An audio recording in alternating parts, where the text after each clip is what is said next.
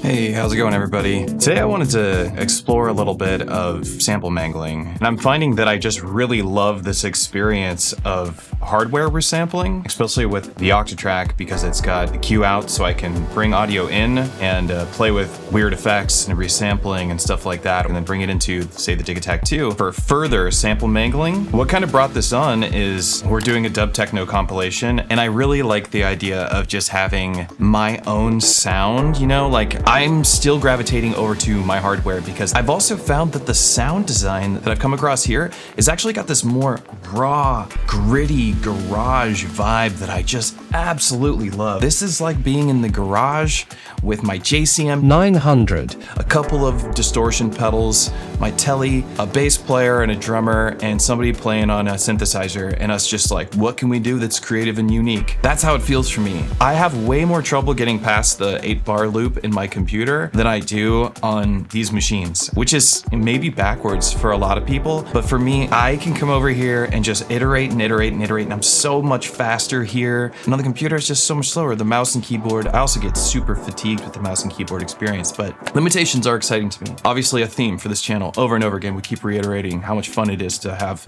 the confines of the box. I want to give you an example of something that I destroyed. I absolutely took something beautiful, think Fight Club, met 110 BPM, but I was like, all right, well, let's just take this whole pattern, the whole thing, you run it in, you see what it spits out, and then we take that chewed up music and we just let go of the original pattern. So this one,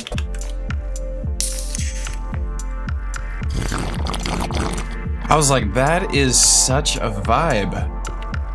That's what I want to do again now. I want to go through the process again with you of getting some like weird sounds sampled into the Digitakt using a couple different processes on the Octatrack, sending stuff from the Digiton, sending stuff from the Delia into the Octatrack, destroying it, sending it back to my Digitakt, sampling it in a quantized fashion, and then throwing some percussion behind it and turning it into some music. That's my goal. This is a utility device and it's beautiful. I'm using it to send MIDI over to the Delia, which is the coolest. What? Beautiful. I love it. I just like, should we just take these chords and just make a drum and bass track? Because I mean, I hear it. Okay, we got nothing going on. Let's just sample some stuff. All right, here we go. There's one.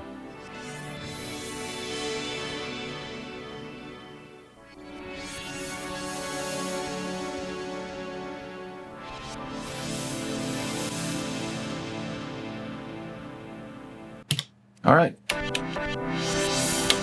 Woo.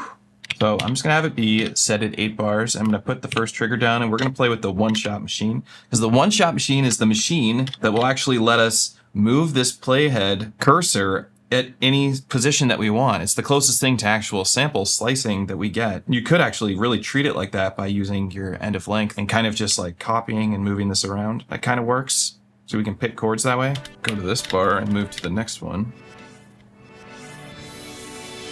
Let's keep going. We're gonna throw this into the Octatrack and see what we get from it. So I have a bunch of different effects parts on here.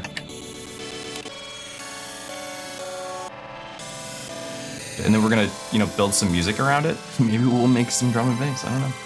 Okay, see, okay, this is what we're gonna do. I like the idea of it being a faster tempo first, because bringing a sample down in tempo, the time stretch when you do that is usually a lot better sounding than stretching it.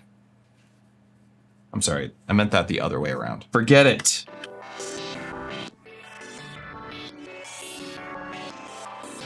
That's crazy. Cool. That sounds crazy, right? They're turning on ping pong, and then I'm gonna go down to my reverb and bring the decay time up with my reverb.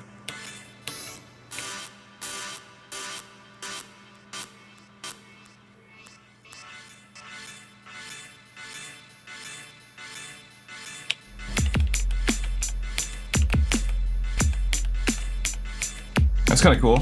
We could do a break.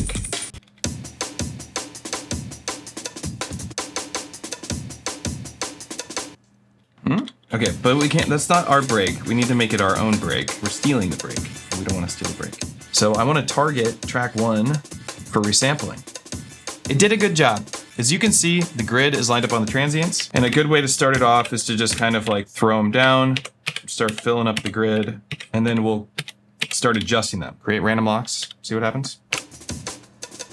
What if we threw that sample into like a repitch machine? God, there's some cool little snippets in there. Tick, tick, tick, tick. Don't like that part. That's just fun to play with. So what I want is... That's what I want to have happen. So what I want is to modulate my filter frequency, and we'll just let it free run. And I want it to kind of go slowly. Not too much depth, but...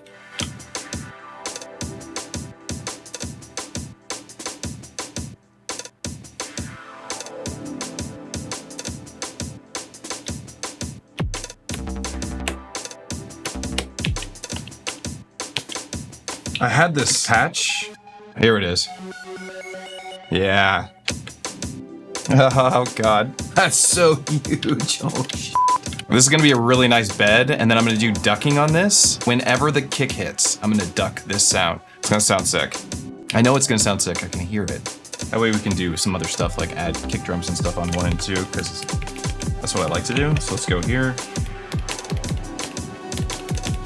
Let's do the ducking. So let's find out where these kicks are. I'm not gonna use the compressor for this. You could, but it just wouldn't be very effective because the kick, snare, and all this other stuff is on the same track, so you really want to use an envelope for this situation. I actually want to use the bass synth that I made on the Digatone 2. This sounds so fat. It sounds like an actual bass guitar. I mean, I could do like classic wub wub wub wub kind of stuff, but I've never been a wub wub person.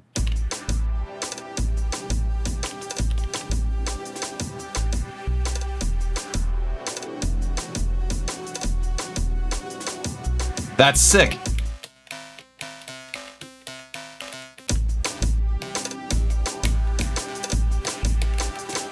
Some cool stuff in there.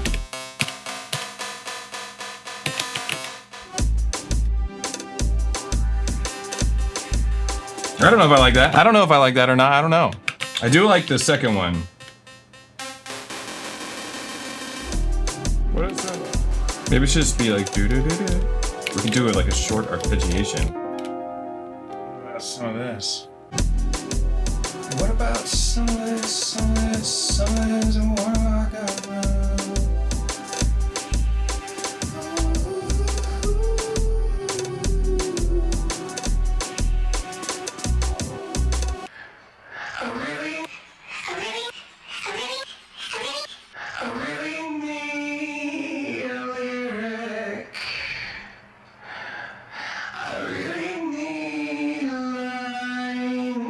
Yeah, I sang that pretty well. Okay, because I live in an apartment, I don't push hard enough when I sing, and so it forces me to do this like breathy indie bullshit.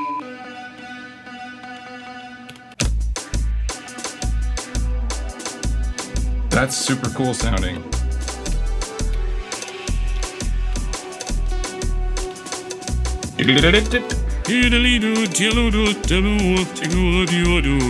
We made a track, very cinematic, kind of epic stuff. We used the Octatrack, we resampled from the Octatrack, we just destroyed the sounds and brought them back into Digitakt, and I accomplished my goal, which is to make some new music. I'm trying to have a new set, and so I have this in my new set now. Great time. This was a good time. The music turned out really good. I'm gonna work on this for a long time and maybe make a couple more patterns and like keep destroying the patterns over and over again using the Octatrack, resampling, time straps. It's stuff you could do with other pieces of gear. I teach private lessons. If you're interested in learning how to make music like I showed you, I'll teach you how to use these machines very efficiently and tell you what every little detail of them is. You can visit patreon.com/EZBOT. That's where you'll get your hands on the template that's destroying this audio. That's available on my Patreon or on coffee.com/EZBOT if you want to buy it. You can buy it there too. There should be a link to join the Discord in the comments section. The Discord is public and free. Come on in, be a part of the group. So that's gonna be it for me. My name is Matthew, aka EZBOT. Thanks everybody for hanging out. I'll see you next time.